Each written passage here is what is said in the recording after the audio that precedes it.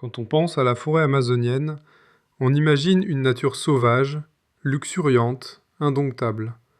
Mais sous cet océan vert, il pourrait y avoir autre chose. Des indices enfouis, des traces effacées par le temps, et si, bien avant l'arrivée des conquistadors, une civilisation entière avait prospéré là où personne n'ose encore poser le pied.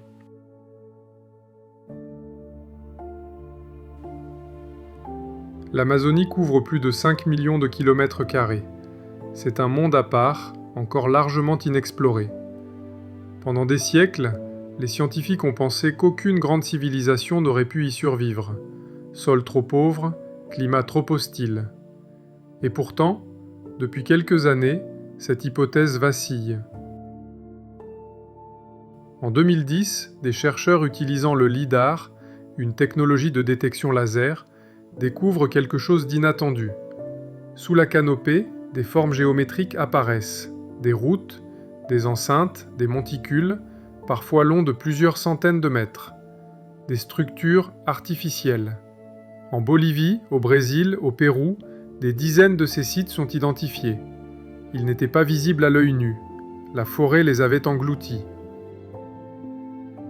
Ces vestiges datent d'avant la colonisation, bien avant même. Certains chercheurs estiment que plusieurs millions de personnes auraient vécu là, organisées, cultivant la terre, construisant des cités. Pas de pyramides comme les Mayas ou les Égyptiens, mais des constructions en bois, en terre, facilement effacées. Mais pas sans laisser de traces. On les appelle parfois les peuples de la Terra Preta, la terre noire, enrichie par l'homme, preuve d'une activité agricole ancienne et sophistiquée. La forêt a tout recouvert. Chaque jour, elle avale un peu plus ce qui subsistait. Elle efface, sans bruit, l'histoire de ceux qui ont vécu là. Pourtant, les peuples autochtones, eux, n'ont jamais oublié.